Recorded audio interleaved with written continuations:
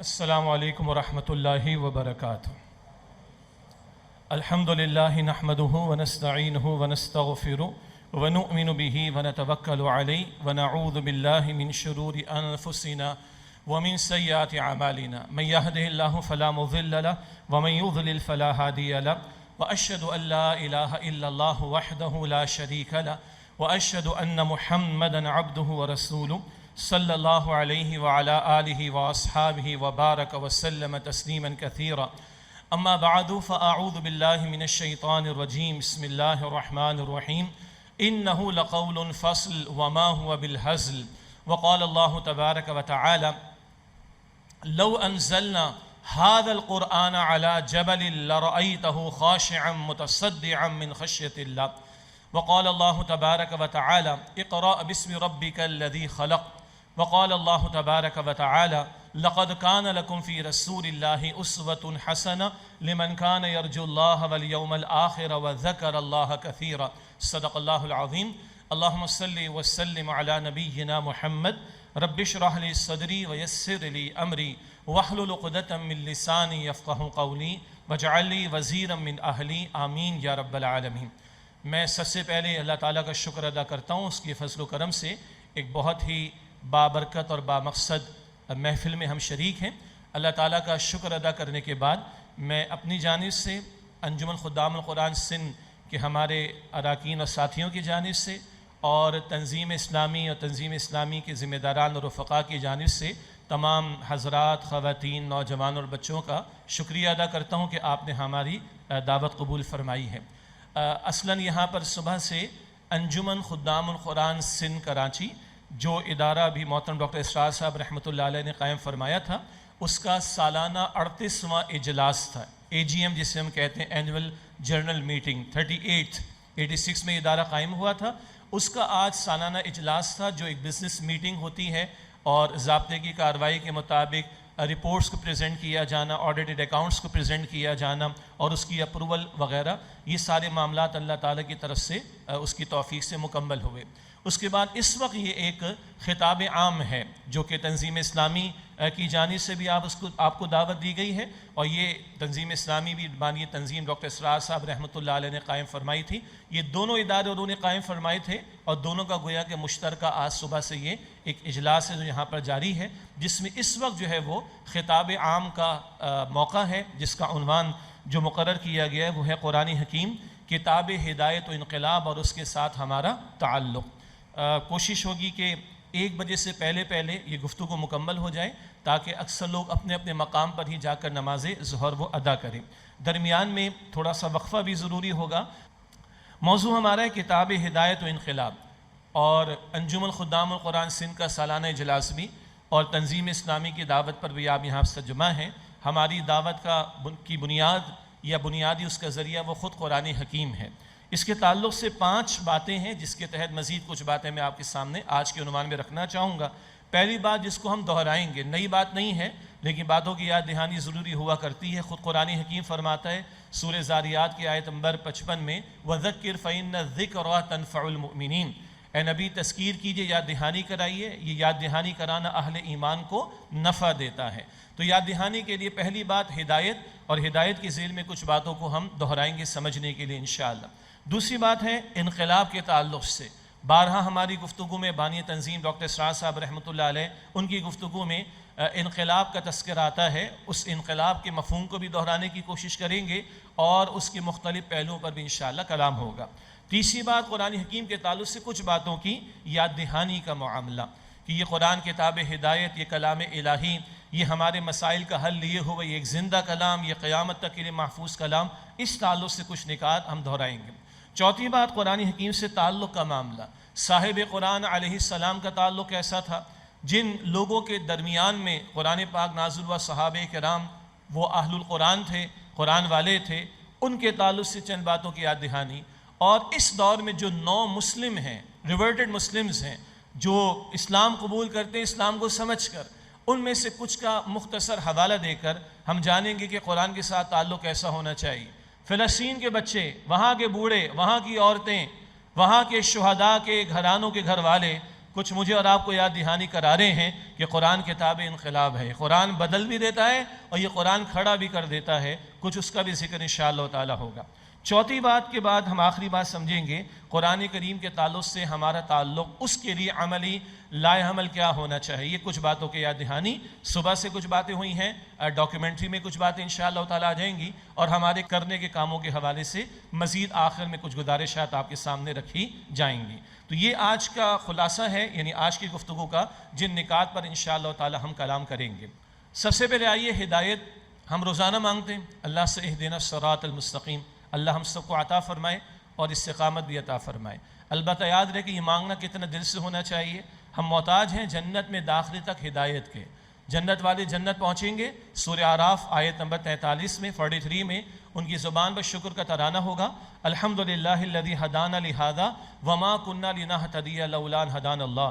تمام شکر، تمام تعریف اللہ سبحانہ وتعالیٰ کے لیے ہے جس نے یہاں جنت تک پہنچنے کی ہدایت ہمیں عطا فرما دی، اور ہم ہرگز ہدایت پانے والے نہ ہوتے اگر اللہ تعالیٰ ہی نے ہدایت نہ دی ہوتی۔ اللہ ہم سب کو اسی طرح جنت الفردوس میں ملائے اور وہاں پہنچے تو یہ شکر کے کلمات ہمارے سامنے ہوں۔ البتہ یہ جملہ بتا رہے کہ وہاں تک ہدایت کے محتاج ہیں، اس قدر ہدایت کی ہمیں ضرورت ہے۔ عربی اسلوب کے اعتبار سے ہدایت کا مفہوم بنتا ہے کوئی بات سمجھا دینا، کسی منزل تک جانا ہے تو سمجھا دینا یہ راستہ ہے، سجھا دینا، سمجھا دینا، الیبریٹ کر دینا، اشارہ کر دینا۔ اس سارے پروسیس کے اندر انتہا ہے کہ منزل مقصود تک پہنچ جانے کا معاملہ ہو جائے، اور ہماری منزل مقصود ہے کہ اللہ راضی ہو اور اللہ سے ملاقات اور اس کا دیدار وہاں جنت میں ہے، ہمیں وہاں تک پہنچنا ہے۔ یہ ہے ہدایت کا وسیع ترین مفہوم، اور عمل سے تعلق یہ کہ اس قدر ہمیں اس کا احساس ہونا چاہیے اپنی ضرورت کا، اپنی محتاجی کا، تب یہ دعا دل سے نکلے گی جو ہر نماز کی ہر رکعت میں ہم مانگتے ہیں، اہدنا الصراط المستقیم، کہ اللہ سیدھے راستے کی ہدایت بھی دے دے اور مفہوم کے اعتبار سے منزل مقصود تک اللہ سبحانہ و تعالی ہمیں پہنچا دے۔ یہ ہدایت انسان کی ڈے ون سے ضرورت ہے۔ اللہ تعالی ہمارا اور آپ کا خالق ہے، اس نے آپ کے میرے جسم کو مینٹین رکھنے کے لیے، آپ کے میری جسم کی حاجات کو پورا کرنے کے لیے یہ دنیا بنائی اور سجائی ہے۔ یہاں تک کہ اللہ نے فرمایا ہے سورۃ الجاثیہ کی آیت نمبر 13 میں، وَسَخَّرَ لَكُم مَّا فِي السَّمَاوَاتِ وَمَا فِي الْأَرْضِ جَمِيعًا مِّنْهُ، تمہارے لیے آسمان و زمین میں جو کچھ بھی ہے اللہ نے مسخر کر دیا، تمہاری خدمت پر لگا دیا۔ یہ نظام اس طرح اللہ نے بنایا کہ تمہاری زندگی مینٹین رہ سکے۔ یہ سورج کی روشنی کا معاملہ ہو، یہ آکسیجن کی مقدار کا معاملہ ہو، گنتے چلے جائیے تو 31 مرتبہ قرآن کریم فرماتا ہے فَبِأَيِّ آلَاءِ رَبِّكُمَا تُكَذِّبَانِ، تم اپنے رب کی کن کن نعمتوں کو جھٹلاؤ گے۔ تو اس رب نے میرے اور آپ کے جسم کو بنایا بھی ہے، وہ میرا اور آپ کا خالق بھی ہے، اور وہ فرماتا بھی ہے سورۃ الملک میں اَلَا يَعْلَمُ مَنْ خَلَقَ، کیا وہی نہ جانے گا جس نے پیدا فرمایا؟ تو وہ خالق جانتا ہے، وَهُوَ بِكُلِّ شَيْءٍ عَلِيمٌ، وہ ہر شے کا جاننے والا ہے، اسے خوب معلوم ہے کہ اس کی مخلوق کی حاجت کیا ہے۔ میں عرض کر رہا تھا پہلے دن سے اللہ نے ہدایت کا اہتمام فرمایا ہے، اور میری مراد الہامی ہدایت۔ ہمارے جسم کے ساتھ اللہ نے ہمارے اندر روح بھی ڈالی ہے، اس روح کی بھی حاجت ہے، اس روح کی بھی کچھ ضروریات ہیں، اس روح کے بھی کچھ تقاضے ہیں۔ اللہ تعالیٰ نے اس روح کی حاجات کا بھی پورا کرنے کا اہتمام فرمایا پہلے دن سے۔ پہلے انسان آدم علیہ السلام، وہ پہلے نبی بھی ہیں، اور ایک اور نقطہ، وہ پہلے خلیفہ بھی ہیں۔ تو جتنی انسانیت کی تاریخ پرانی ہے اتنی نبوت کی تاریخ پرانی ہے، اتنی ہی خلافت کی تاریخ بھی پرانی ہے۔ اور پہلے دن سے اللہ تعالیٰ نے اس ہدایت کا اہتمام فرمایا، جس کی تکمیل ابھی ہم پڑھیں گے، جو امام الانبیاء صلی اللہ علیہ وآلہ وسلم پر ہوئی ہے، وہ بعد میں ذکر آ جائے گا انشاءاللہ۔ مگر یہ اس قدر اہم معاملہ کہ پہلے دن سے اللہ نے اس کا اہتمام فرمایا۔ چنانچہ آدم علیہ السلام کو، جو پہلے انسان بھی ہیں، پہلے نبی ہیں اور پہلے خلیفہ ہیں، اللہ نے 2 قسم کی علوم عطا فرمائے۔ قرآن کریم میں ہم پڑھتے ہیں سورۃ البقرہ کے شروع میں آیت نمبر 31 میں، وَعَلَّمَ آدَمَ الْأَسْمَاءَ كُلَّهَا، اللہ سبحانہ وتعالیٰ نے آدم علیہ السلام کو تمام چیزوں کے نام سکھا دیے۔ سادہ سا مفہوم بنتا ہے، ہر شے کا علم عطا کیا، اور آج کی اصطلاح میں کہہ لیں وہ عصری علوم ہو، وہ فزیکل سائنسز کا علم ہو، وہ ٹیکنالوجی، جو کچھ بھی آپ کہہ لیں، پوٹینشلی، پرائمریلی، بنیادی طور پر یہ ساری دنیا جس میں بھیجا جا رہا ہے، اس دنیا کے وسائل کا علم ہونا، مسائل کا علم ہونا بھی ضروری ہے، اور وسائل کا علم ہونا بھی ضروری کہ خلافت زمین پر قائم ہونی۔ تو اللہ نے ویل ایکیوبڈ کر کے آدم علیہ السلام کو بھیجا، اشیاء کا، چیزوں کا نام سکھا دیے، چیزوں کے نام بتا دیے۔ لیکن زمین پر جب خلافت دے کر اللہ سبحانہ وتعالی آدم علیہ السلام کو بھیج رہا ہے تو اسی البقرہ میں آیت نمبر 38 میں 38 میں اللہ نے فرمایا فَإِمَّا يَأْتِيَنَّكُم مِّنِّي هُدًى فَمَن تَبِعَ هُدَايَ فَلَا خَوْفٌ عَلَيْهِمْ وَلَا هُمْ يَحْزَنُونَ جب تمہارے پاس میری طرف سے ہدایت آئے گی، جو میری ہدایت کی پیروی کریں گے ایسے لوگوں کو نہ کوئی خوف ہوگا اور نہ وہ غمگین ہوں گے۔ بہت اہم بات ہے، نہ خوف ہوگا نہ غمگین ہوں گے کون؟ جو ہدایت کے علم کی پیروی کریں گے۔ بات ابھی آگے مزید بڑھے گی، ایک اور نقطہ بھی ذہن میں رکھیں، جہاں ہدایت کی ضرورت ہے وہیں اس کے کچھ درجات بھی ہیں، جیسے کہ میں نے اشارہ کیا ہے۔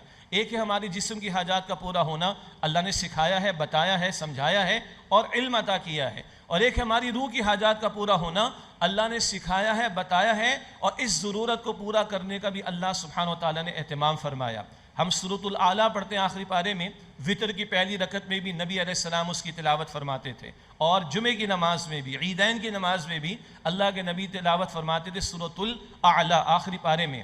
اللہ تعالیٰ فرماتے کہ الذی خلق فسوى والذی قدر فہدی، اللہ نے ہر شے کی تخلیق فرمائی، اس کو درست فرمایا ہر اعتبار سے، والذی قدر، ہر شے کا اندازہ مقرر کیا، میکانزم اللہ نے دیا، فہدا، اور اس کو ہدایت عطا فرما دی۔ ایک بہت بنیادی ہدایت ہے، تمام مخلوقات کو اللہ تعالیٰ نے عطا فرمائی ہے۔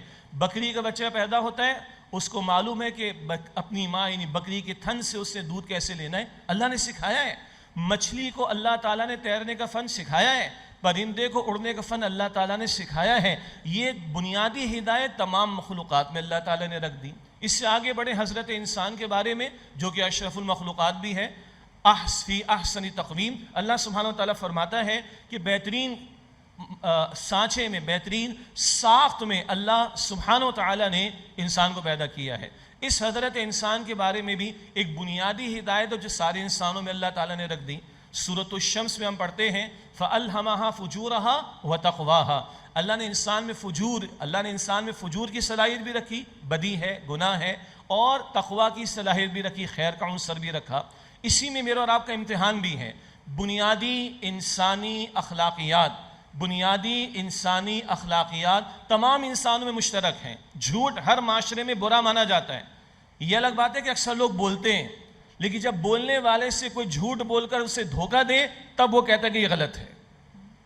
سچ ہے کڑوا، ہر معاشرے میں تسلیم شدہ بات ہے کہ اچھی ویلیو ہے، البتہ کم لوگ بولتے ہیں، لیکن سچ ہے، حق تسلیم شدہ بات ہے۔ تو کچھ بنیادی انسانی اخلاقیات سارے انسانوں کے اندر مشترک ہیں۔ یہ جو کبھی آتا ہے نا، بڑے بڑے لوگ ہیں اور جناب ہیں کافر مگر یہ کچھ خیر کا کام کر جاتے ہیں، تو پوٹینشلی انسانوں میں یہ جذبہ موجود ہے۔ اپنی روح کی تسکین کے لیے، اپنے انر سیلف کی سیٹسفیکشن کے لیے کچھ نہ کچھ کرنا چاہتا ہے بندہ۔ ہاں، ہمارا عقیدہ بتاتا ہے کہ اگر وہ ایمان کے بغیر کر رہا ہے، ادھر اس کو کچھ خیر مل جائے گا، آخرت میں کچھ نہیں ملے گا۔ یہی حل ہے مدر ٹریسا کے بارے میں، اس کا کیا بنے گا؟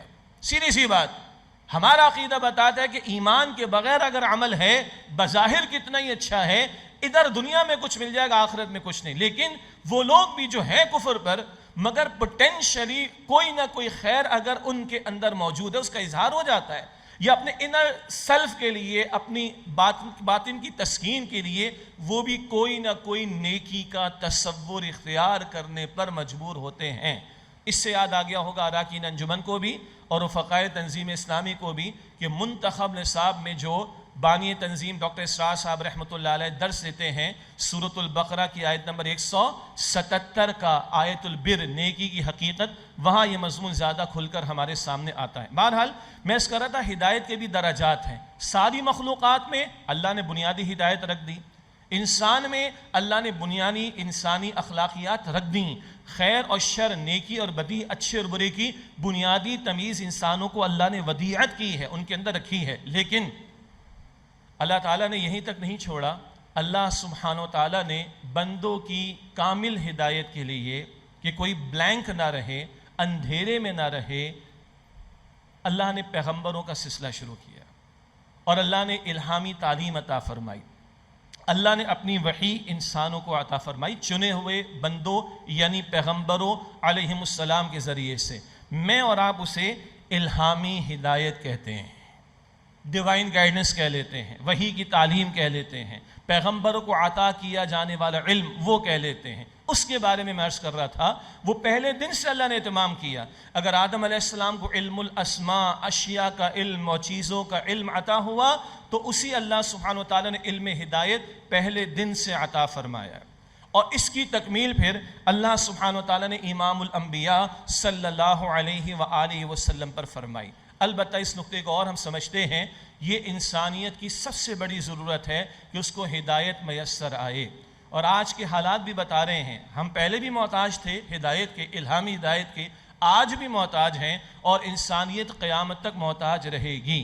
اگر آپ ایک ورلڈ ویو اس وقت دنیا کا دیکھیں، دنیا کے وہ ممالک جن کو ہم ترقی یافتہ کہتے ہیں، دنیا کے وہ ممالک جن کو ہم ایڈوانسڈ کنٹریز کہتے ہیں، دنیا کے وہ ممالک جن کی ظاہری ترقی سے مرعوب ہونے والے مسلمان، ان کو کہتے ہیں جناب ان کو دیکھو کیا کمال کے لوگ ہیں، اور اپنے دین کے بارے میں شبہات میں مبتلا ہیں. اور حد یہ ہو گئی ہے کہ اب امریکہ سے لوگوں کو ادھر بھیجا جا رہا ہے. ویسے تو دنیا گلوبل ہو گئی ہے، آنے کی ضرورت نہیں ہے، سوشل میڈیا اویلیبل ہے، مگر باہر سے لوگوں کو ادھر بھجوا کر یہاں کی یونیورسٹیز کے اندر لیکچرز دلوائے جا رہے ہیں. یہ تم کیا کس دین کے ماننے والے، تمہارے پاس تو کچھ بھی نہیں. ان کو دیکھو کمال تو ادھر ہے، ترقی تو ادھر ہے، ایڈوانسمنٹ تو ادھر ہے.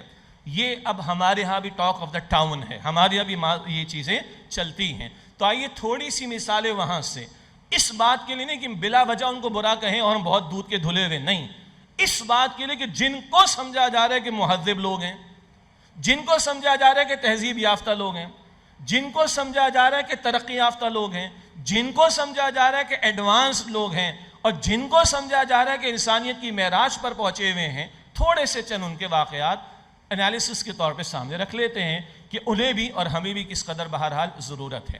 CIA کی ایک رپورٹ میں کئی سالوں سے پیش کر رہا ہوں، زیادہ ریسرچ کرنا مجھے نہیں آتی، تو پرانا ایک چھوٹا سا ڈیٹا ہے.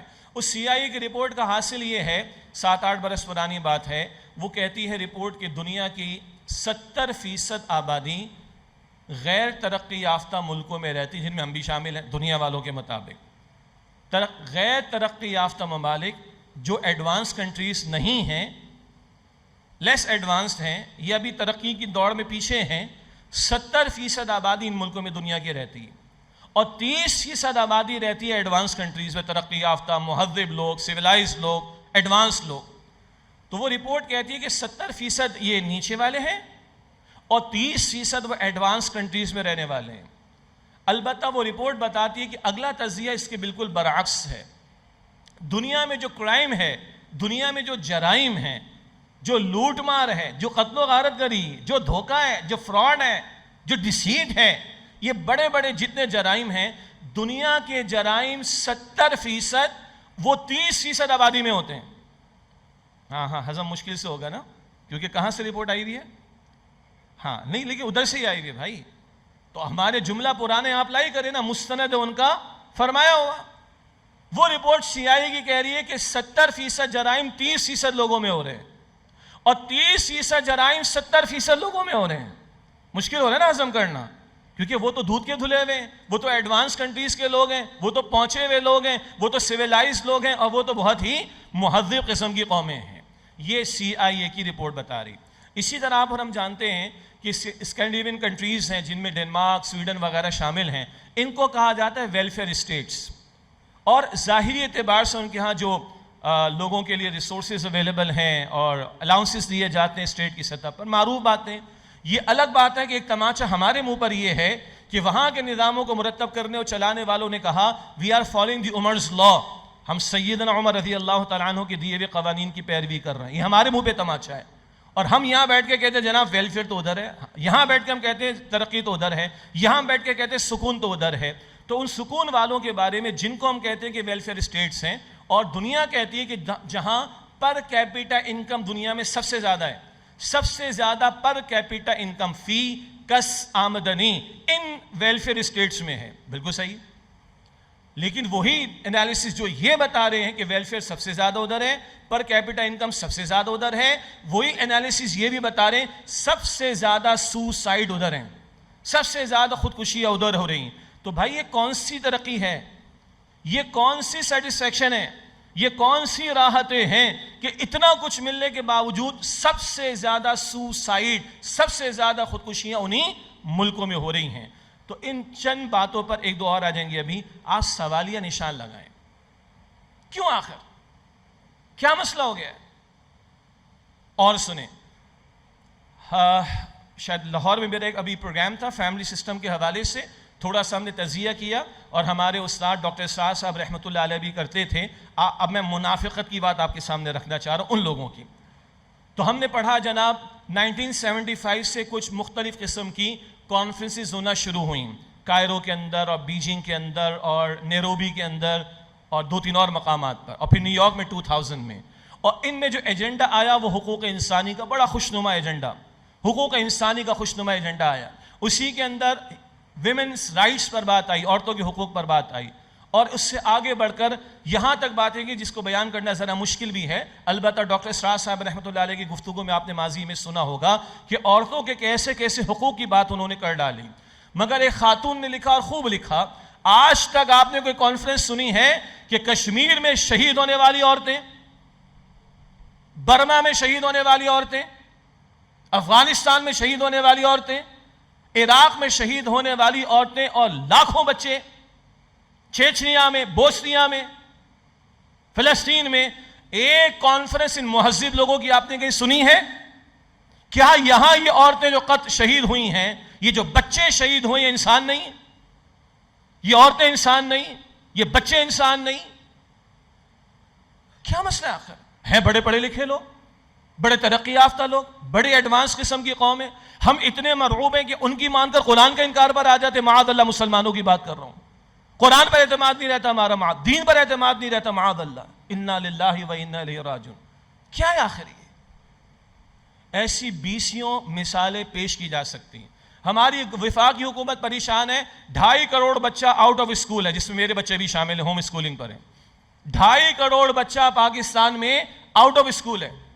اور باقاعدہ حکومت پنجاب کا تو مجھے پتا ہے ٹارگٹ دیا گیا ہے اسکول کے ٹیچرز کو کہ گھر گھر جا کے انرولمنٹ کرائیں، بچوں کو اسکول میں لے کر آئیں. آپ کو پتا ہے کہ اس سے زیادہ بڑی تعداد یو کے میں، یو ایس میں، کینیڈا میں اور یورپ کے بہت سارے ممالک میں ملینز آف بچہ گھروں میں پڑھ رہا ہے. ملینز آف بچہ وہاں کے اسکولوں میں ان کے ماں باپ نہیں بھیج رہے. کیوں نہیں بھیج رہے بھائی؟ انالیسس تو کریں. جو مجھے اور آپ کو بھی فکر ہے، ہمیں ہے، ہمارے بچوں کا عقیدہ، ہمارے بچوں کی اخلاق، ہمارے بچوں کا کردار برباد ہو رہے ہیں. جائیں یو ایس کے اندر، جائیں یو کے اندر، جائیں کینیڈا میں، جائیں یورپ کے اندر، ملینز آف بچے کو نہیں بھیج رہے، گھر پہ پڑھا رہے ہیں. ٹھیک ہے، آئی اگری، وہاں کی ہوم اسکولنگ کے لیے گورنمنٹ سپورٹ بھی کرتی ہے، میکانزم بھی دیتی، ہمارے والے نہیں دیتے. لیکن کیوں ان کے بچے نہیں بھیج رہے؟ وہ کوشچن مارک ہے. اور اس سے اگلی باتیں میں بیان نہیں کر سکتا. یعنی وہ ایکٹرز اور ایکٹریسز جن کی فیلڈ کو زبان پر لانا بھی ہمیں پسند نہیں ہوگا، ان کے انٹرویو سنے گئے تو انہوں نے بھی کہا کہ ہم تباہی کی طرف کھڑے ہوئے، کچھ مسئلہ ہے، ہم اپنی بیٹی کے لیے یہ فیلڈ پسند نہیں کریں گے جہاں پر ہم نے زندگی گزار دی. تو اوپر سے لے کے نیچے تک میں آ گیا ہوں، شوبز تک. اگر آپ وہاں کے انالیسس کو پڑھیں گے تو سوال کھڑا ہوتا ہے کہ اگر یہ ترقی کی معراج ہے، یہ انسانیت کی معراج ہے، یہ ایڈوانسمنٹ یہ ہوتی ہے اور تہذیب اسی کو کہا جاتا ہے، تو بھائی مجھے بتائیے کہ مسئلہ کیا ہے آخر؟ یہ مجھ سے میچ نہیں ہوتا ہے. اگر اتنی ایڈوانسمنٹ ہے، اتنی ترقی ہے اور اتنی تہذیب ہے تو یہ مکروہ چہرے کیوں ہیں ان کے؟ آج تہذیب آپ کو دیکھنی، 17,000 سے زیادہ بچے فلسطین میں شہید ہو گئے. اتنی بڑی تعداد میں دنیا کی بڑی بڑی جنگوں میں بچے نہیں کئی قتل یہ شہید ہو گئے. اور نیتن یاہو کا چہرہ تو بے نقاب ہوا ہے، یہ فلسطینیوں کی استقامت ہے. مگر امریکہ کا چہرہ، یو کے کا چہرہ، کینیڈا کا چہرہ، یورپی ممالک میں سے بہت سے ملکوں کا چہرہ بے نقاب ہو رہا ہے کہ نہیں؟ یو این او ان کی کنیز ہے. انٹرنیشنل کورٹ آف جسٹس ٹوکری ردی کی ٹوکری میں اس کا فیصلہ نیتن یاہو کہتا ہے. امریکی صدر کوئی بھی بنے گا آگے، وہ کہے گا نیتن یاہو کی پیٹھ پر ہم کھڑے ہوئے. کیا یہ مکروہ چہرے واضح نہیں ہو رہے ہمارے سامنے؟ یہ تہذیب ہے، یہ سویلائزیشن ہے، یہ ایڈوانسمنٹ ہے. ہاں، یہ ایڈوانسمنٹ تباہی مچاتی ہوئی چلی گئی. عراق کے اندر ایک ایمبارگو بش نے لگایا، 10 ملین لوگ ہلاکت میں چلے گئے. اور عراق پر چڑھائی کر دی ویپنز اور ماس ڈسٹرکشن کے نام پر. اس کے بعد وی آر سوری, یہ تو غلط ہو گیا ہم سے. سبحان اللہ. جاپان میں جو کچھ کیا اس کے بعد کی تباہی افغانستان میں دیکھ لیں آپ لوگ. یہ دنیا کی ٹیکنالوجی کدھر استعمال ہو رہی. بہرحال میں اس پر شام تک اللہ کی توفیق سے بات کر سکتا ہوں, لیکن زیادہ ضرورت نہیں. لیکن ایک جملہ پھر واضح کر دوں میں, ان کی برائیاں کر کے ہم مطمئن نہ ہو جائیں کہ ہم بہت اچھے ہیں, معاف کیجئے گا, ہاں وہ بھی آ جائے گا بھی آگے چل کے تھوڑا سا. یہ انالیسس اس لیے کیا گیا کہ we need something, اور وہ something ہمیں بتائیں. وہ قرآن ہمارے پاس ہے, وہ اللہ کی آخری ہدایت ہمارے پاس, جس کی دنیا کو طلب و تڑپ ہے. اس کے کچھ مظاہر بھی آگے چل کر انشاءاللہ وقت ہوا تو آ جائیں گے. تو یہ نقطہ کیا تھا, یہ انسانیت کی سب سے بڑی ضرورت ہے, جس کو ہم الہامی ہدایت کہتے ہیں, ڈیوائن گائیڈنس کہتے ہیں, وحی کی تعلیم کہتے ہیں.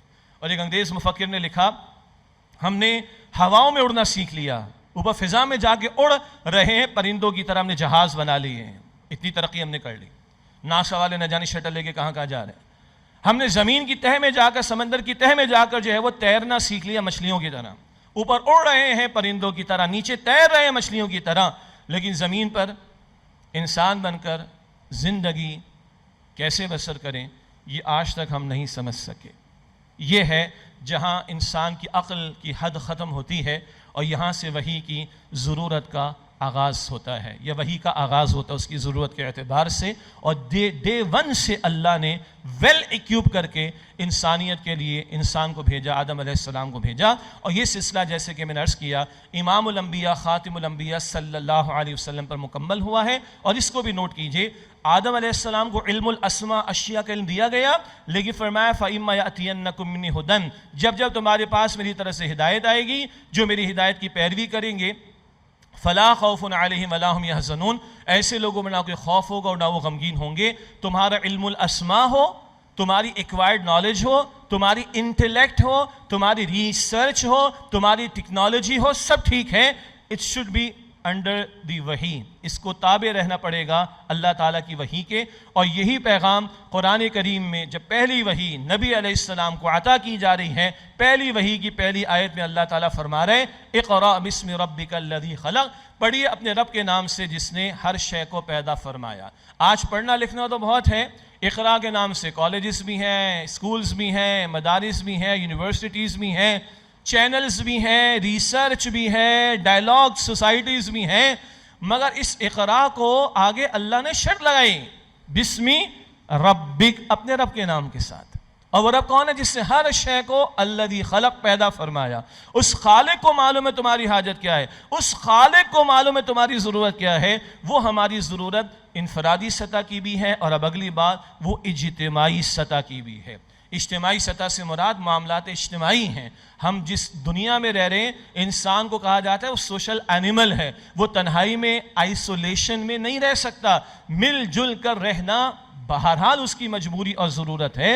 اور جب مل جل کر انسان رہتے تو انسان آج ریاستوں کی سطح پر پہنچا ہوا ہے, اور ریاست میں معاشرتی نظام بھی ہوگا, معاشی نظام بھی ہوگا, سیاسی نظام بھی ہوگا, عدالتی نظام بھی ہوگا, ریاست کے اور امور بھی ہوں گے, بین الاقوامی معاملات بھی ہوں گے. ان سب کے لیے اللہ نے ہدایت عطا فرمائی, کیونکہ خالق وہ ہے, ہر شے کا علم رکھتا ہے, اور سارے انسانوں کی ساری حاجات کو پورا کرنے والا رب ہے. اب اس نے جو آخری کلام امام الانبیاء صلی اللہ علیہ وسلم کو عطا فرمایا, تو یہ اجتماعی معاملات زندگی, جس کو ہمارے استاد ڈاکٹر اسرار صاحب بیان فرماتے تھے رحمت اللہ علیہ, زندگی کے بعض معاملات بڑے گھمبیر ہیں, اجتماعی معاملات. ان معاملات میں عدل کیسے آئے گا, توازن کیسے آئے گا, یہ موضوع ہے سورۃ الفاتحہ میں. جب ڈاکٹر اسرار صاحب رحمۃ اللہ علیہ اہدنا الصراط المستقیم پر کلام فرماتے ہیں, وہاں تفصیلات ملیں گی آپ کو. اور سورۃ الفاتحہ کا درس بھی ہمارے منتخب نصاب میں موجود ہے. اراکین انجمن ہو اور رفقائے تنظیم اسلامی, ہمارے احباب سب منتخب نصاب سے واقف ہیں اکثر و بیشتر. بہرحال تو اجتماعی سطح کے معاملات میں ایک بڑا مسئلہ, مرد اور عورت میں توازن کدھر آئے گا, بلکہ توازن سے بہتر عدل کیسے آئے گا. آج تو کہہ رہے ہیں بالکل دونوں برابر ہیں, بڑی احمقانہ قسم کی بات ہے, اس کی تفصیل کی ضرورت نہیں ہے. بے وقوفوں کی بات ہے کہ مرد اور عورت بالکل برابر ہیں. ہاں انسان ہیں, اللہ کی مخلوق ہیں, ذمہ دار مخلوق ہے, بالکل ٹھیک بات ہے, لیکن کہ بالکل ایک جیسے, یہ بے وقوفی کی بات ہے. تو مرد کے اپنے جذبات اور احساسات ہیں, عورت کے اپنے جذبات اور احساسات ہیں, مگر دونوں کا خالق اللہ ہے. مرد اگر نظام بنائیں گے عورتوں کو وہ بائی پاس کریں گے, سیدھی سی بات. اگر عورتوں کے ہاتھوں میں نظام دے دیں. آپ کو معلوم ہے یو ایس میں، امریکہ میں مردوں نے اپنے حقوق کے لیے مظاہرے کرنا شروع کر دیے. ابھی ہم 100 برس پیچھے ان سے. ہمارے ابھی چلت پھرت ہے عورتوں کے حقوق کے لیے. امریکہ میں مردوں نے اپنے حقوق کے لیے مظاہرے کرنا شروع کر دیے. بھائی یہ ٹھوکریں کھائے گا انسان، کبھی ایک انتہا پر جائے گا ایکسٹریم پر، کبھی دوسری انتہا پر جائے گا. جیسے اکنامک سسٹم کے اندر کبھی انڈیویجول کی ایبسلیوٹ لبرٹی کی بات ہوگی، وہ کیپٹلزم کی انتہا پر جائے گا، بربادی آئے گی. اس کے بالکل اپوزٹ دوسری ایکسٹریم پر جائے گا، ایبسلیوٹ ایکوالٹی سوشلزم کے نام پر. یہ دونوں ایکسٹریمز ہیں اور یہ دھوکے کھا رہے ہیں لوگ، بلکہ ٹکریں ماریں گے دیواروں میں، مار رہے ہیں، در بدر کی ٹھوکریں کھا رہے ہیں. خالق کی مانو جس سے مرد کو بھی پیدا کیا، عورت کو بھی پیدا کیا. اللہ کے ساتھ کوئی معاذ اللہ فیورزم کا معاملہ نہیں کہ وہ فلاں کو فیور دے دے گا، فلاں کے ساتھ انفیورزم کا، نہ بالکل نہیں. اللہ خالق مرد عورت دونوں کا، دونوں کے اللہ تعالیٰ احساسات اور جذبات کو جانتا ہے. آجر اور اجیر، امپلائر امپلائی، دونوں کے اپنے اپنے جذبات اور احساسات ہیں، لیکن اور دونوں کا فرق بھی ہو جاتا ہے. امپلائر کا ڈفرینٹ معاملہ ہوگا، امپلائی کا ڈفرینٹ. اللہ دونوں کا خالق ہے. حکمراں اور رعایا، اختیار آ جائے تو تباہی بھی آ جاتی ٹھیک ٹھاک. پولیٹیکل سائنس میں کہا جاتا ہے نا، ایبسولوٹ اتھارٹی کرپٹس ایبسولوٹلی. اختیار پورا ہوگا، تباہی بربادی بھی مکمل آئے گی. تو اس اعتبار سے غور کیجئے، یہ بڑے گھمبیر مسائل ہیں. عورت اور مرد میں کہاں توازن آئے گا؟ آجر اور اجیر، امپلائر امپلائی میں کیسے توازن آئے گا؟ حکمراں اور رعایا، ان میں توازن کیسے آئے گا؟ لیبر اور کیپٹل، اس میں توازن کیسے آئے گا؟ یہ اس وقت تک نہیں آ سکتا جب تک کہ خالق کی عطا کردہ ہدایت کے تابع نہ ہو. اس ہدایت کی تکمیل اللہ نے حضور پر فرمائی صلی اللہ علیہ وسلم. آخری کلام بھی دیا اور اس کی حفاظت کا اللہ تعالیٰ نے اہتمام بھی فرمایا. اِنَّا نَحْنُ نَزَّلْنَا الذِّكْرَ وَإِنَّا لَهُ لَحَافِظُونَ. اللہ فرماتے ہم نے قرآن کو ہم نے نازل کیا، ذکر کو، اور ہم ہی اس کی حفاظت کرنے والے. نہ تورات کا وعدہ لیا نہ انجیل کا. یہ اپنی جگہ بڑا موضوع ہے. گریڈ 1 کے اسٹوڈنٹ کو گریڈ 10 کی کتابیں نہیں پڑھائی جاتی، گریڈ 10 والے کو ماسٹرس لیول کی کتاب نہیں پڑھائی جاتی. جیسے ایک انڈیویجول کا انٹلیکچول ایولوشن ہوتا ہے، شعور کی سطح بڑھتی جاتی ہے، شعوری ارتقاء ہوتا ہے، ایسی پوری انسانیت کا بھی ایک بائی لارج انٹلیکچول ایولوشن ہوا. اور جب وہ اپنے اس سطح کی انتہا پر پہنچا کہ اب آخری کلام دیا جائے، تب اللہ نے آخری کلام قرآن کے طور پر عطا فرمایا. اس موضوع سے جن کو دلچسپ، بڑا قیمتی موضوع ہے، تو ہمارے استاد ڈاکٹر سعد صاحب رحمۃ اللہ علیہ کے کتاب چاہے نبی اکرم صلی اللہ علیہ وسلم کا مقصد بعثت، اس میں یہ موضوع آپ کو بہت تفصیل سے ملے گا انشاءاللہ. تو اللہ نے اس سطح پر جب بائی لارج انٹلیکچول لیول یا شعور کی سطح انسانیت کی اس سطح پر پہنچی، اب آخری کلام دیا جائے، تب اللہ نے قرآن پاک عطا کر کے قیامت تک کے لیے محفوظ فرما دیا. اور حضور ہی پر اللہ تعالیٰ نے دین کی تکمیل کا اعلان فرمایا صلی اللہ علیہ وسلم. دین پہلے دن سے آیا ہے. سورہ آل عمران کی آیت نمبر 19 میں ان الدین عند اللہ الاسلام، دین تو اللہ کے نزدیک اسلام ہے. آدم علیہ السلام بھی اسلام لے کر آئے، موسیٰ علیہ السلام بھی، عیسیٰ علیہ السلام بھی، لیکن دین کی تکمیل کا اعلان پہلے کسی پیغمبر پر نہ ہوا، یہ امام الانبیاء پر ہوا صلی اللہ علیہ وسلم. جیسا کہ سورہ مائدہ کی آیت نمبر 3 میں آتا ہے، الیوم اکملت لکم دینکم، آج کے دن میں نے تمہارے لیے تمہارے دین کو مکمل فرما دیا. اس میں بھی ایک چھوٹا سا بڑا پیارا انالیسس ہے. پہلے دن سے اللہ تعالیٰ نے دین مکمل فرما کر نہیں دیا. زندگی شروع ہوئی غار سے، سادہ سی زندگی، سادہ سے مسائل ہیں، سادہ سی حاجات و ضروریات ہیں، سادہ سی ہدایات آ گئی. لیکن زندگی میں بھی انسان کا سوشل ایوولوشن ہوا ہے.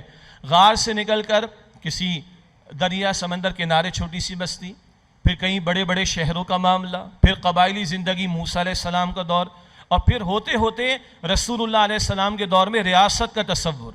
یہ ریاست کا تصور حضور کے دور میں آیا. ایران کی ریاست اور روم کی ریاست مشہور ہے نبی علیہ السلام کے دور میں. تو جیسے آخری کلام پہلے دن نہیں دیا گیا، شعور کی سطح انتہا کو پہنچی تب دیا گیا قرآن پاک، اسی طرح دین اللہ نے پہلے دن مکمل فرما کر نہیں دیا.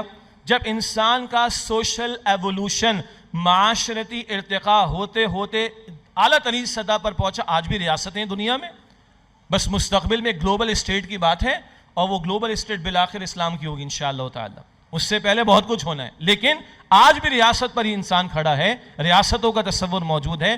جب اس تصور پر انسان کا سوشل ایولوشن آیا، تب رسول اللہ صلی اللہ علیہ وسلم کے ذریعے اللہ تعالیٰ نے دین کی تکمیل کا اعلان فرمایا۔ مشہور آیت سورۃ المائدہ میں الیوم اکملت لکم دینکم، آج کے دن میں نے تمہارے لیے تمہارے دین کو مکمل فرما دیا۔ یہ ایک درجے میں ہماری پہلی بات مکمل ہوئی۔ ہدایت کے تعلق سے پہلے دن سے اس کی ضرورت ہے، پہلے دن سے اللہ تعالیٰ نے اس کا اہتمام فرمایا ہے۔ البتہ ہمارے جسم سے بڑھ کر ہماری روح کی حاجات ہیں، اور ہمارے لیے ہماری مٹیریل نیڈز سے بڑھ کر ہماری اسپریچول نیڈز ہیں۔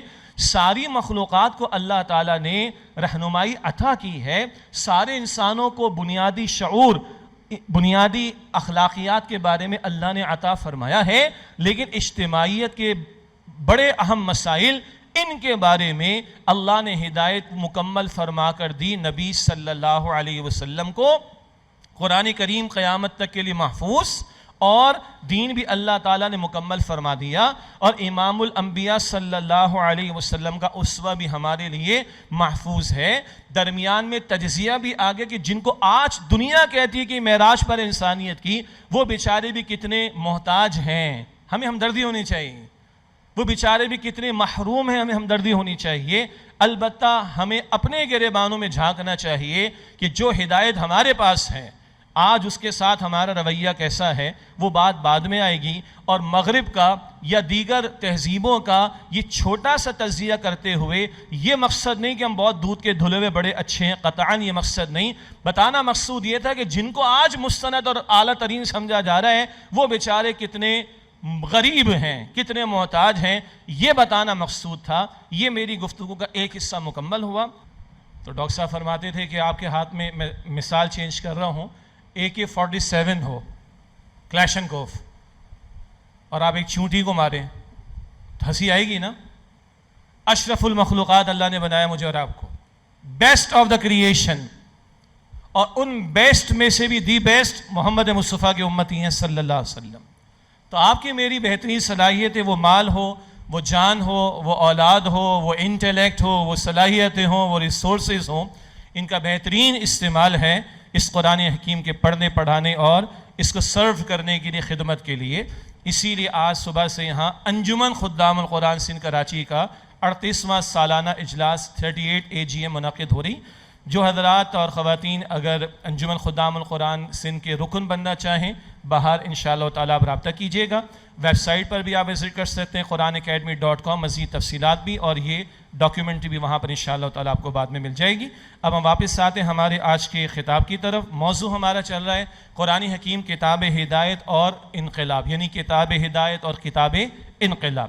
اب آئیے آج کی گفتگو کا دوسرا نقطہ وہ انقلاب کے تعلق سے ہے، تھوڑی سی بات اس پر بھی کر لیتے ہیں۔ پہلی بات، انقلاب کسے کہتے ہیں؟ آج کل ہمارے یہاں بعض دینی طبقات کے کچھ لوگوں کو انقلاب کے لفظ سے تھوڑی سی دوری محسوس ہونا شروع ہو گئی ہے، اور اس دوری محسوس ہونے میں بعض لوگ ایسے مقام پر جا رہے ہیں کہ سرے سے اسلام کا غلبہ، دین کا غلبہ، دین کا اسٹیبلش ہونا، اسلامی انقلاب کا آنا، یہ تصور بھی ذہنوں سے نکل رہا ہے۔ یہ بات بعد میں آئے گی، غلبہ، اسلام کا نفاذ، لیکن پہلے آئیے انقلاب کے لفظ کو جانیں۔ اس تعلق سے ہمارے استاد ڈاکٹر اسرار صاحب رحمۃ اللہ علیہ کا بہت ایک جامع خطاب ہے، رسول انقلاب کا طریقہ انقلاب صلی اللہ علیہ وسلم۔ رسول انقلاب کا طریقہ انقلاب صلی اللہ علیہ وسلم، جو ویڈیو میں بھی ہے، آڈیو میں بھی ہے، اور کتابچے کی شکل میں بھی ہے، وہاں بھی اس وضاحت کو انہوں نے تفصیل سے پیش کیا۔ انقلاب کا لفظ قلب سے بنا ہے، اور یہ دل ہم سب کے پاس ہے۔ قلب کو قلب اس لیے کہتے ہیں کہ یہ دھڑکتا تو ہے، بدلتا رہتا ہے، تو قلب بدلنے کی کیفیت، اسی سے انقلاب، تبدیلی جسے کہا جاتا ہے۔ تبدیلی کا نام بھی تھوڑا تھوڑا ہمارے یہاں بدنام ہو گیا۔ اب جیسے ہی میں نے کہا تو آپ لوگوں کے چہروں پر کتنی ماشاءاللہ مسکراہٹ آ گئی آپ لوگوں کے چہروں پر۔ تو ساتھ ایک سنت میں دعا ہے، مسنون دعا ہے، اللہ کے نبی علیہ السلام نے فرمایا کہ اضحک اللہ سنک، اس کا مفہومی ترجمہ ہوگا کہ اللہ تعالیٰ آپ کو مسکراتا رکھے، ٹھیک ہے؟ لیکن ہم نے بعض اصطلاحات کو بڑا بدنام کر دیا۔ خلافت کی اصطلاح ہے، بدنام کر دیا ہم نے، حالانکہ قرآن پاک میں آدم علیہ السلام کو خلیفہ بنا کر بھیجا گیا اللہ تعالیٰ کی طرف سے. بہرحال تو انقلاب یہ قلب سے ہے، قلب دل کو کہا جاتا ہے، دل بدلتا ہے. مشہور وہ دعائیہ کلمات بھی ہے نا، جنید جمشید نے پڑھے، میرا دل بدل دے، اسی معنی میں ہے بدلنا. تو ایک ہے انقلاب تبدیلی کے معنی میں. البتہ یہ تبدیلی مختلف اعتبارات سے ہوتی ہے. جب دل بدلتا ہے تو بندے کا ظاہر بھی بدلتا ہے، اور دینی پیراڈائم میں، دینی مفہوم میں تو سادہ سا مفہوم کیا ہے؟ دل میں ایمان ہوگا، عمل ثبوت پیش کرے گا. دل میں اللہ کی محبت ہوگی، عمل ثبوت پیش کرے گا. دل میں آخرت کی فکر پیدا ہو جائے دنیا کے مقابلے میں، عمل ثبوت پیش کرے گا. دل میں قرآن کی محبت پیدا ہو جائے، عمل بتائے گا یہ قرآن والا، قرآن سے محبت کرنے والا ہے. تو ایک تبدیلی ہے جو دل میں، باطن میں آتی ہے. ایک تبدیلی فرد میں آتی ہے. فرد کا مقصد زندگی، فرد کا ویژن وہ بدل جائے. کبھی وہ دنیا ہی کو سب کچھ سمجھتا تھا، وہ آخرت کو سب کچھ سمجھنے والا ہو جائے. یہ زمین آسمان کی تبدیلی ہے. البتہ جب ہم اجتماعی سطح پر بات کرتے ہیں، ریاست کی سطح پر بات کریں گے، سسٹم کی سطح پر بات کریں گے، نظام کی سطح پر بات کریں گے، تو انقلاب کا کچھ اور مفہوم ہے. یہ نہیں کہ کچھ افراد کے انڈیویجول اعمال میں بہتری آ گئی، کسی گلی محلے میں، کسی شہر میں کوئی بری رسم پڑ گئی تھی، وہ رسم کا خاتمہ ہو گیا، کام اچھا ہے. بری رسم کا خاتمہ ہو جائے کام اچھا ہے، مگر یہ انقلاب نہیں کہلاتا. تو انقلاب پھر کسے کہا جائے گا؟ تو ڈاکٹر صاحب نے اس کی یوں وضاحت فرمائی کہ اجتماعی معاملات زندگی، ان میں سیاسی نظام بھی ہوتا ہے، معاشی نظام بھی ہوتا ہے، معاشرتی نظام بھی ہوا کرتا ہے. اگر ان میں کوئی تبدیلی آئے تو اس کو انقلاب کہا جاتا ہے. کچھ افراد کا بدل جانا، اس کو ریولوشن نہیں کہا جائے گا، اس کو انقلاب نہیں کہا جائے گا. اجتماعی معاملات زندگی میں، کوئی سوشل سسٹم میں، کوئی اکنامک سسٹم میں، کوئی پولیٹیکل سسٹم میں کوئی میجر بڑی تبدیلی اگر آ جائے، اس کو انقلاب کہا جا سکتا ہے. دنیا جانتی ہے جناب، وہ اکنامک سسٹم میں آ گیا سوشلزم، ایک بڑا چینج آ گیا، بڑا ریولوشن آ گیا، بالکل ٹھیک ہے. کیپٹلزم کے اپوزٹ میں سوشلزم آ گیا، تو اکنامک سسٹم میں ایک میجر تبدیلی تو آئی. آگے ہم اس کو تھوڑا سا موازنہ کریں گے کہ یہ جزوی انقلاب ہے، یہ مکمل انقلاب نہیں، یہ کمپریہنسو ریولوشن نہیں ہے، لیکن ہے. دنیا جانتی ہے کہ سوشلزم جس وقت آیا، مر چکا ہے، لیکن جس وقت آیا تو اس علاقے میں اکنامک سسٹم میں ایک میجر تبدیلی آئی، تو اس کو کہا جاتا ہے کہ ایک ریولوشن تھا. فرانس میں آ گیا جناب، بادشاہت ختم ہو گئی، خوبصورت عنوان کے ساتھ ڈیموکریسی آ گئی. اب وہ ڈیموکریسی آج کتنی ڈیموکریٹک ہے ہم سب کو پتہ ہے. بہرحال لیکن ایک بادشاہی نظام کی جگہ ایک جمہوری نظام آ گیا، تو کہا جائے گا پولیٹیکل سسٹم میں کوئی تبدیلی آ گئی. یعنی اگر میجر جو سسٹمز ہیں، اکنامک سسٹم ہے، پولیٹیکل سسٹم ہے، سوشل سسٹم ہے، اجتماعی نظام کے ان بڑے گوشوں میں کوئی بڑی بنیادی تبدیلی اگر واقع ہو، تو اس کو کہا جائے گا یہ انقلاب ہے. ٹھیک ہو گیا، ہم مانتے ہیں ان چیزوں کو اور جانتے بھی ہیں. البتہ آگے لکھا ہے ہمگیر انقلاب. ہمگیر کا مطلب ہر اعتبار سے تبدیلی، مکمل تبدیلی، ایبسلیوٹ چینج، کمپریہنسو ریولوشن. اگر یہ دیکھنا ہو تو واحد مثال ہے امام الانبیاء صلی اللہ علیہ وآلہ وسلم کے برپا کردہ انقلاب میں. یہ مزید تفصیل آپ کو اسی کتابچے میں یا خطاب میں مل جائے گی، رسول انقلاب کا طریقہ انقلاب صلی اللہ علیہ وسلم. البتہ ڈاکٹر اسرار صاحب بانی تنظیم رحمۃ اللہ علیہ، ان کی ایک تحریر ہے جس سے ان کو بڑی محبت تھی، بڑی محبت تھی. اس کا عنوان ہے قرآن اور جہاد. کچھ الفاظ تھوڑے سے آج ذرا مشکل محسوس ہوں گے، البتہ انہوں نے بھی پڑھایا ہے اور ہمارے بہت سارے مدرسین اس کا مطالعہ بھی کراتے ہیں، خاص طور پر ہمارے رجوع الی القرآن کورسز میں. الحمدللہ اس تحریر کے ایک پیراگراف کو میں سادہ الفاظ میں، اپنے الفاظ میں آپ کے سامنے رکھ رہا ہوں کہ اگر اس انقلاب کو دیکھیں جو امام الانبیاء، خاتم الانبیاء محمد مصطفیٰ صلی اللہ علیہ وسلم کے ہاتھوں برپا ہوا، تو ایک ون لائنر ہے، ذرا چیک کر کے بتاؤ کہ کیا نہیں بدلا، کہاں چینج نہیں آئی، چیک کر کے بتا دو.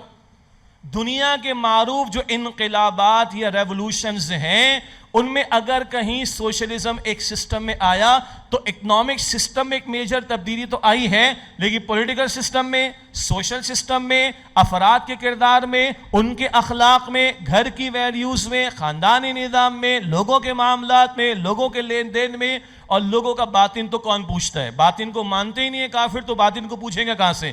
انر سائڈ کی بات کر رہا ہوں. کوئی تبدیلی یہاں پر نہیں آئی. اگر فرانس کے اندر آ گیا جناب ڈیموکریسی آ گئی ہے، بادشاہت کا نظام ختم ہو گیا، تو یس پولیٹیکل سسٹم میں ایک میجر چینج آیا ہے، لیکن اکنامک سسٹم میں، سوشل سسٹم میں معاف کیجئے گا، فیملی سسٹم میں، لوگوں کی اقدار میں، لوگوں کے معاملات میں، لوگوں کے لین دین میں کوئی تبدیلی واقع نہیں ہوئی.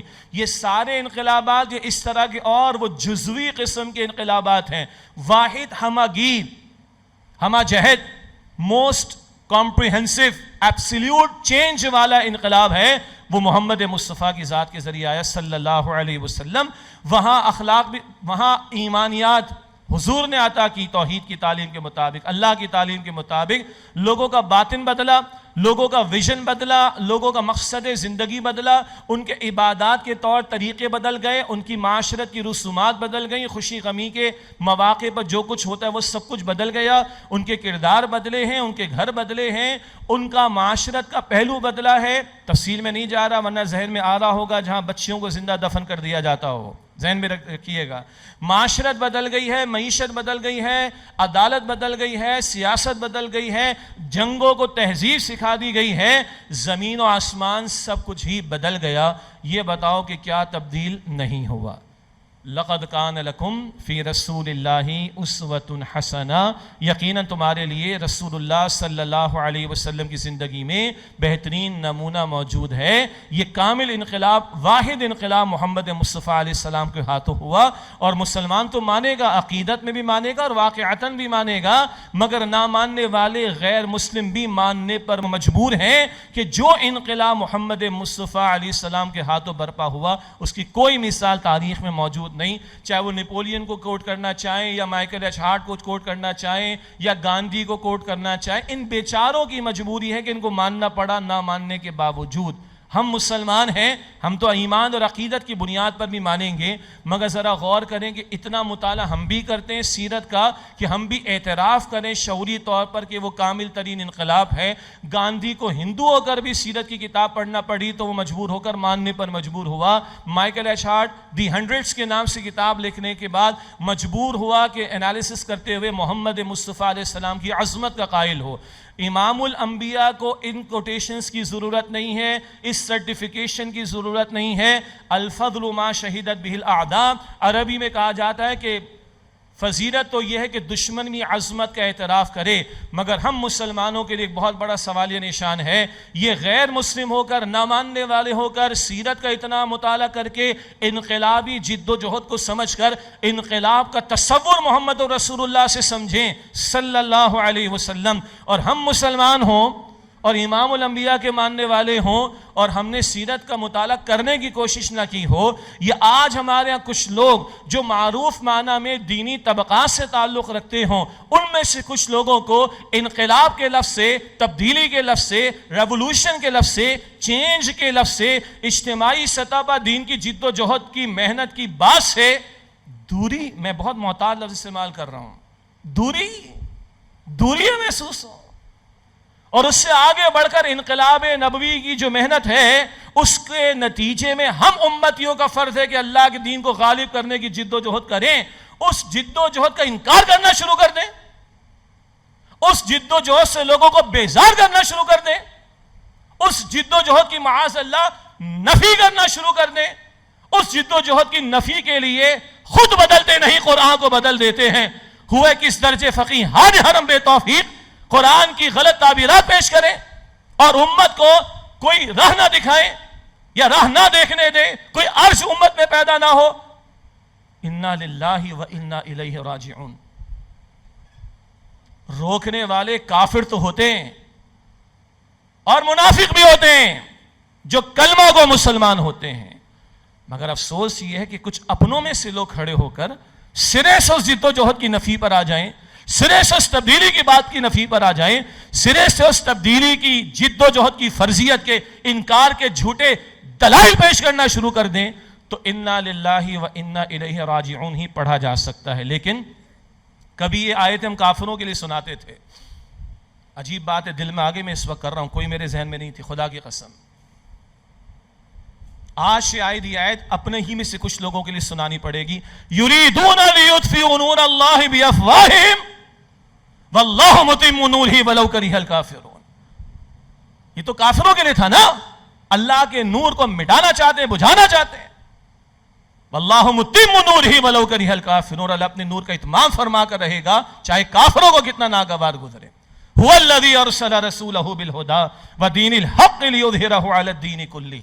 3 مرتبہ قرآن پاک میں سورہ صف کی آیت نمبر 9 بھی. واللہ جس نے اپنے رسول مکرم علیہ السلام کو بھیجا الہدا مکمل ہدایت نامہ قرآن کریم دے کر، و دین حق دین اسلام دے کر، لیظہرہ علی الدین کلہ تاکہ آپ اس دین حق کو کل نظام زندگی پر غالب فرما دیں. ولو کرہ المشرکون چاہے مشرکین کو کتنا ہی ناگوار گزرے.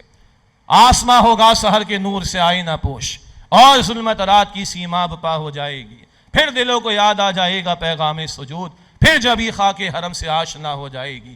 آنکھ جو کچھ دیکھتی ہے لب پہ آ سکتا نہیں، محو حیرت ہوں کہ دنیا کیا سے کیا ہو جائے گی. شب گریزہ ہوگی آخر جلوہ خورشید سے، یہ چمن معمور ہوگا نغمہ توحید سے، ہوگا انشاءاللہ تعالی. لیکن اگلا اہم سوال، نبی اکرم صلی اللہ علیہ وسلم کا اعلی انقلاب کیا ہے؟ یہ اتنا عظیم انقلاب برپا ہوا، اس انقلابی جد و جہد کا منظر نامہ اسی خطاب میں آپ کو مل جائے گا. رسول انقلاب کا طریقہ انقلاب صلی اللہ علیہ وسلم. اس انقلابی جد و جہد کرنے والے پروڈیوس کیسے ہوئے؟ وہ اللہ کی زمین پر اللہ کے نظام کو لانے والے اللہ والے تیار کیسے ہوئے؟ اس انقلاب کا اعلی انقلاب خود قرآن کریم ہے. اِنَّا أَنزَلْنَاهُ فِي لَيْلَةِ الْقَدْرِ. قرآن پاک کہتے ہیں نا، اللہ فرماتا ہے ہم نے قدر کی رات میں اس کو نازل کیا. تقدیروں کو بدل دینے والی رات میں تقدیروں کو بدل دینے والا قرآن اللہ نے عطا فرمایا. افراد پر اللہ کے رسول نے محنت کی ہے. یہ افراد میں پہلے انقلاب برپا ہوا، یہ افراد پہلے بدلے ہیں، یہ افراد پہلے تبدیل ہوئے ہیں، اور یہ تبدیل شدہ لوگ انہوں نے منظم ہو کر جد و جہد کی ہے تو اللہ کی مدد آئی اور اللہ کے زمین پر اللہ کا دین غالب ہوا. وَرَأَيْتَ النَّاسَ يَدْخُلُونَ فِي دِينِ اللَّهِ أَفْوَاجًا. اور آپ دیکھیں گے لوگ جوق در جوق اللہ کے دین میں داخل ہو رہے ہیں. آج مسئلہ ہے کہ انقلاب کی بات تو ہو رہی، بالکل صحیح بات ہونی چاہیے، اور ہم دینی انقلاب اسلامی انقلاب کی بات کر رہے ہیں. مگر انقلاب کی جد و جہد کا آغاز کیا ہے، اس کے مراحل کیا ہیں؟ یہ بہت اہم خدمت ہے جو اللہ تعالیٰ نے بانی تنظیم ڈاکٹر اسرار احمد صاحب رحمۃ اللہ علیہ سے اس دور میں لی. میں پھر اس کتابچے کا حوالے ادھر مطالعہ کر لیجئے گا، رسول انقلاب کا طریق انقلاب. البتہ بدر نظر آتا ہے، احد نظر آتا ہے، احزاب نظر آتا ہے، کوئی شک نہیں بڑی قربانیاں. مگر مکے کے 13 برس کو بھی تو دیکھیں. خدا کے کام دیکھو بعد کیا ہے اور کیا پہلے، خدا کے کام دیکھو بعد کیا ہے اور کیا پہلے. نظر آتا ہے مجھ کو بدر سے غارے ہرا پہلے. ہرا میں قرآن ملا ہے، یہ قرآن حضور نے سنایا ہے، اس قرآن کو دلوں میں اتارا ہے، اس قرآن کے ذریعے تربیت کی ہے، تزکیہ کیا ہے، اللہ والے پروڈیوس کیے ہیں. یہ قرآن دلوں میں اترتا ہے تو بلال جان دینے کو تیار، بلال کی خون کی الٹیاں ہوں رضی اللہ تعالی عنہ، مگر بلال کلمہ چھوڑنے کو تیار نہیں ہوتا. یہ قرآن دل میں اترتا ہے، خباب دیکھتے انگاروں پر لیٹنے کو تیار ہے، ان کی کمر جل کر سیاہ ہو جائے، مگر خباب حق چھوڑنے کو تیار نہیں. یہ قرآن ہماری بہنیں سنیں، یہ قرآن دل میں اترتا ہے. سمیہ شہید ہونے کو تیار، یاسر شہید ہونے کو تیار، مگر وہ حق چھوڑنے کو تیار نہیں ہے. اللہ اکبر کبیرہ. یہ قرآن دلوں میں اترتا ہے تو بی بی زنیرہ اور اس طرح کی بہت ساری کنیزیں وہ اتنی ماری پیٹی جاتی تھیں کہ مارنے والے مار مار کر تھک جاتے تھے اور کہتے تمہیں کسی مروت میں رحم کر کے نہیں چھوڑا، تمہیں مار مار کر تھک گئے اس لیے چھوڑا ہے اور ماریں گے تمہیں. اور وہ اللہ کی بندیاں جو کنیزیں تھیں، جو غلام تھے، اس سارے ظلم اور ستم کو برداشت کرتے تھے. اس قرآن نے مکہ میں 23 برس کے 13 سال مکی زندگی نبی علیہ السلام کی آغاز وحی کے بعد اس قرآن نے ایک اور عالم کی سیر کرائی. اس قرآن نے جنت کے نظارے صحابہ کرام کے سامنے رکھے. اس قرآن نے ورلڈ ویو دیا ہے. اس قرآن نے بہت بڑا ویژن صحابہ کرام کو دیا. اس قرآن نے وہ ویژن دیا کہ تمہاری منزل تو اللہ کو پا لینا ہے، اور اس اللہ کو پا لینے کے لیے تمہیں جان تک بھی پیش کرنا پڑے تو یہ سودا بہت بہت بہت بہت قیمتی بات ہے. اللہ تمہیں مل جائے گا جب تم اس کے لیے اپنی جان تک کو پیش کرنے کے لیے تیار ہو جاؤ. یہی حضور نے فرمایا تھا بی بی سمیہ کو اور حضرت یاسر کو رضی اللہ تعالیٰ عنہما، اصبروا یا آل یاسر فإن موعدکم الجنہ، اے یاسر کے گھر والوں صبر کرنا، بے شک تمہارے لیے جنت کا وعدہ ہے۔ اللہ مجھے اور آپ کو یقین عطا فرمائے۔ دنیا کے ارب و خربوں میری آپ کی جیب میں ہو، وہ لطف نہیں آتا خدا کی قسم جو اس قرآن سے لطف آتا ہے، جو اس قرآن سے ایمان ملتا ہے، جو اس قرآن سے جو دل کو سکون ملتا ہے، اس قرآن سے جو اطمینان ملتا ہے۔ اور اگر اس کی خاطر پتھر بھی کھانا پڑ جائیں، گالیاں تو چھوٹی بات ہیں، اور اللہ کی راہ میں شہید بھی ہونا پڑ جائے، تو جائے فلسطین والوں سے پوچھ لیں کہ یہ قرآن کیا شے ہے، فلسطین والوں سے پوچھ لیں آج یہ ایمان کیا شے ہے، فلسطین والوں سے پوچھ لیں یہ ذوق شہادت کیا شے ہے، فلسطین والوں سے پوچھ لیں یہ جذبہ جہاد کس شے کا نام ہے، طالبان کی افغانستان سے پوچھ لیں ایمان کس دولت کا نام ہے، توکل کس دولت کا نام ہے، یہ قرآن کس دولت کا نام ہے۔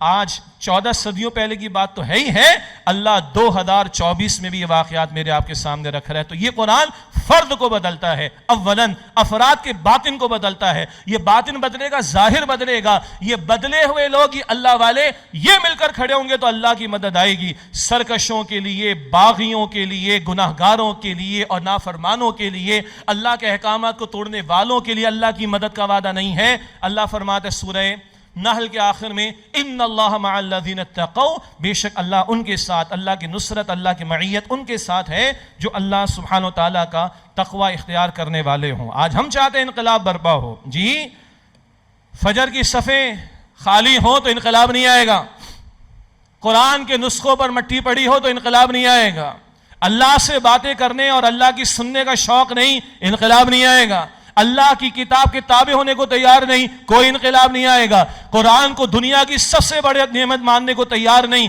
انقلاب نہیں آئے گا، قرآن کے لیے آپ کی میری صلاحیتیں سارے عروج پر جب تک لگانے کو ہم تیار نہیں، کوئی انقلاب نہیں آئے گا۔ یہ خامہ خیالی کی باتیں ہیں، خیال کی باتیں، یہ احمقانہ باتیں۔ اللہ یہ ارج مجھے اور آپ کو عطا کرے کہ اس قرآن کو ہم اللہ کی سب سے بڑی نعمت سمجھیں۔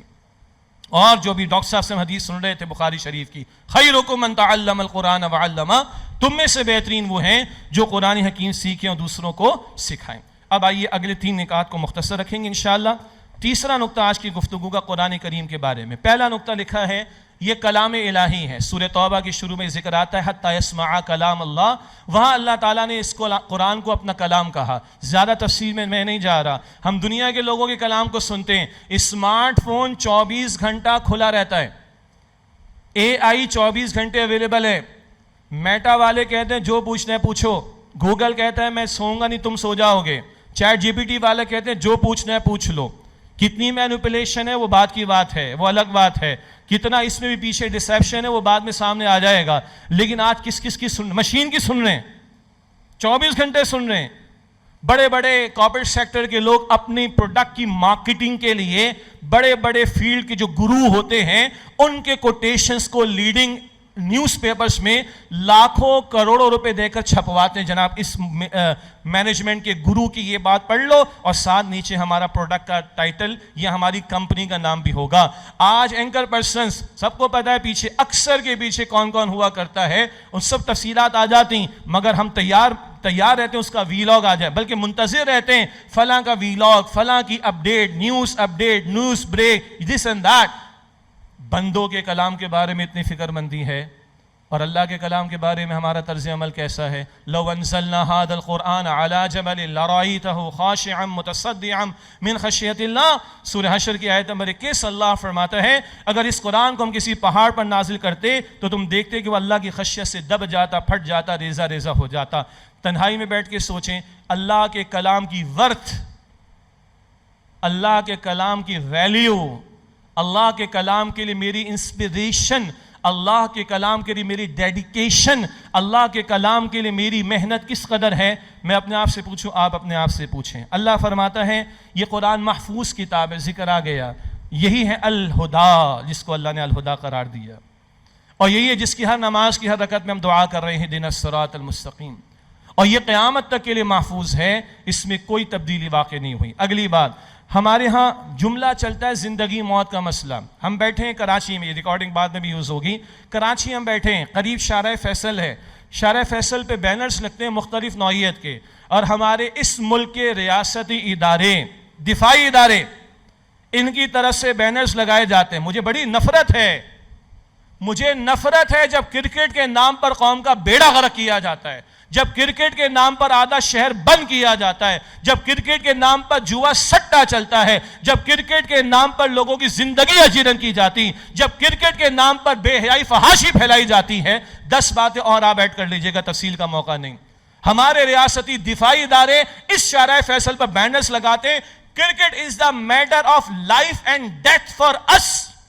ہمارے لیے کرکٹ زندگی اور موت کا مسئلہ ہے. یہ اسلامی جمہوریہ پاکستان، یہ اس کے ریاستی ادارے، ان کا بجٹ ہمارے خون پسینے کی کمائی سے آتا ہے، ٹیکسز کے ذریعے، اور یہ قوم کو اس کھلواڑ پر لگانا چاہتے ہیں. کرکٹ کھیلنے کھیلو کسی نے منع نہیں کیا بھائی، لیکن قوم کا بیڑا غرق، قوم کا ستیہ ناش، ٹریفک کا بلاک کرنا، ایمبولینس پھنسے، لوگوں کی جانیں چلی جائیں اس کے اندر، فحاشی پھیلاؤ، اوریانی پھیلاؤ. Is this the matter of life and death for us? اور اللہ کہتے ہیں اپنے کلام میں اِنَّهُ لَقَوْلٌ فَصْلٌ وَمَا هُوَ بِالْحَزْلِ. یہ قرآن فیصلہ کن کلام ہے، ڈیسائسو ورڈ ہے، فیصلہ کن بات ہے. It's a matter of life and death for you. اللہ کہہ رہے ہیں قرآن پاک میں سورہ تاریخ میں آیت نمبر 13 اور 14 میں. یہ قرآن فیصلہ کن کلام ہے. وَمَا هُوَ بِالْحَزْلِ. کوئی worthless شے تھوڑی، بیکار شے تھوڑی. استغفر اللہ. It's not worthless. It's not purposeless. اللہ اکبر. بیکار شے نہیں ہے. اللہ کے رسول فرماتے علیہ السلام القرآن حجت لک وعلیک. مسلم شریف کی روایت ہے، قرآن کریم تمہارے حق میں حجت ہوگا، تمہارے خلاف شکایت کرنے والا ہوگا. This is a matter of life and death for us. اللہ کہہ رہے ہیں، اللہ کے رسول کہہ رہے ہیں، اور ہمیں کرکٹ کے کھلواڑ میں لگاتے، بے وقوف بناتے، برباد کرتے ہماری نسل کو، جوانوں کو. شرم آنی چاہیے ان لوگوں کو. اور ریاستی ادارے ہو کر، دفاعی ریاستی ادارے ہو کر، قوم کی ٹیکسز میں بننے والے اور بجٹ لینے والے، یہ ہمیں سکھا رہے ہیں یہاں پر. اللہ کے رسول کہہ رہے ہیں تمہارے حق میں سفارش کرے گا یا تمہارے خلاف شکایت کرے گا. تنہائی میں بیٹھ کے سوچیں. ڈونٹ ویٹ فار رمضان. آگے میں رمضان کی تھوڑی سی اشارت میں بات کرنی ہے، but don't wait for Ramzan. Right now. اگر مجھ سے کوتاہی ہے قرآن کے بارے میں، جہاں کوتاہی تلاوت میں، سمجھنے میں، محنت میں، اس کی زبان سیکھنے میں، اس کو فالو کرنے میں، اس کی تبلیغ کو عام کرنے میں، اللہ سے معافی مانگے ہم. ورنہ کل قرآن شکایت دے کر کھڑا ہو گیا، ہم اللہ کو کیا جواب دیں گے؟ اگلی بات، یہ عروج و زوال کا سبب بھی ہے. اللہ کے رسول نے فرمایا علیہ السلام، again metre of life and death for the امہ. امت کی زبو حالی جو آج ہے، آج ہم 2 ارب مسلمان ابھی چلڈ ماحول میں بیٹھ کے قرآن سن رہے ہیں، اور فلسطین کا بچہ قرآن پڑھتے ہوئے اپنی ٹانگ کٹوا رہا ہے، کیونکہ اس کے پاس آپریشن تھیٹر نہیں، اینستھیزیا کی فیسلٹی نہیں. ہم 2 ارب مسلمان ہو کر یہ پانی کی بوٹل اپنے بچوں کو نہیں پہنچا سکتے. یہ ذلت ہے آج ہماری، یہ رسوائی آج ہماری. کیوں ذلیل ہے؟ اللہ کے رسول فرما رہے علیہ السلام، مسلم شریف کی روایت دوبارہ، ان اللہ یرفع بہذا الکتاب اقواما ویدع بہ آخرین. بے شک اللہ تعالیٰ اس قرآن کی بدولت قوموں کو عروج عطا فرمائے گا، اور اس کو ترک کر دینے کی وجہ سے قوموں کو ذلیل اور رسوا کر دے گا. وہ زمانے میں معزز سے مسلمان ہو کر اور تم خار ہوئے تاریخ قرآن ہو کر. یہ اقبال نے ترجمانی کی. یہ آج ہماری ذلت کی وجہ. 57 مسلم ممالک اسلامی نہیں ہیں، مسلم ہیں. اسلام کدھر نافذ ہے؟ وہ دین جو بڑی شان سے نکلا تھا وطن سے، پردیس میں وہ آج غریب الغربا ہے. کدھر ہے اسلام نافذ؟ ترجیحات میں کدھر ہے اسلام؟ ساری محنت ہو گئی 26ویں ترمیم کی، 2-3 بڑی ونڈو ڈریسنگ والی ہمیں امینڈمنٹس دے دی کہ جناب سود کا خاتمہ ہو جائے گا جنوری 1 2028 کو. خاتمہ ہوگا؟ وہ پرنسپل آف پالیسیز میں لکھا ہوا ہے، بڑا اچھا لالی پاپ ہمیں دے دیا گیا ہے. ہاں، کچھ نہیں ہے اس کے اندر. کدھر نافذ؟ اور ساری محنتیں ہمارے اقتدار بچے، عدلیہ ہمارے کنٹرول کے اندر آ جائے، ہماری من مانی چلے، اپنے مفاد کے چکر میں پڑیں. او بھائی، مرنا اللہ کو جواب دینا. اللہ پوچھے گا تمہاری چلت پھرت میرے کلام کے لیے تھی؟ میرے دین کے نفاذ کے لیے تھی؟ کوئی آرمی چیف ہو، کوئی ریاستی ادارے والے ہو، کوئی حکمراں ہو، کوئی سیاستدان ہو، آج حکمراں کل اپوزیشن، آج حکمراں جو آج کے بیٹھا ہوا اقتدار پر آ کر جواب دینا اللہ تعالیٰ کو. میں نے بھی دینا ہے.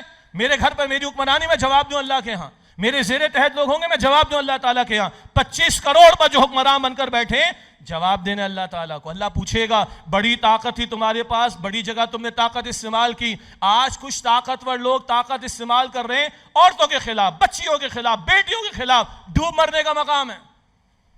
آج طاقت استعمال ہو رہی دبانے کے لیے، مٹانے کے لیے، قید کرنے کے لیے. آج طاقت استعمال ہو اس کو لے آؤ، اس کو لے جاؤ، میں آ جاؤں وہ چلا جائے. اللہ پوچھے گا یہ طاقت تم نے میرے کلام کے لیے میرے دین کے لیے استعمال کی؟ اللہ پوچھے گا بھائی، ہم سب سے پوچھے گا، ہم میں سے ہر ایک کا رول ہے، وہ پھر کبھی تفصیل انشاءاللہ تعالی۔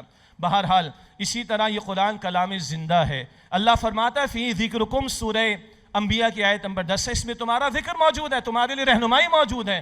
اللہ مجھے اور آپ کو یقین دے، میں قسم اٹھاؤں 100 مرتبہ، آپ اس قرآن سے پوچھئے، آپ کو قرآن میں میری تصویر، آپ کو آپ کی میری تصویر نظر آئے گی انشاءاللہ، آپ کو میرے گھروں کی تصویر نظر آئے گی، آپ کو میرے اسکول اور کالجوں کی تصویر نظر آئے گی۔ میں قسم اٹھاؤں اس بات پر، خدا کی قسم۔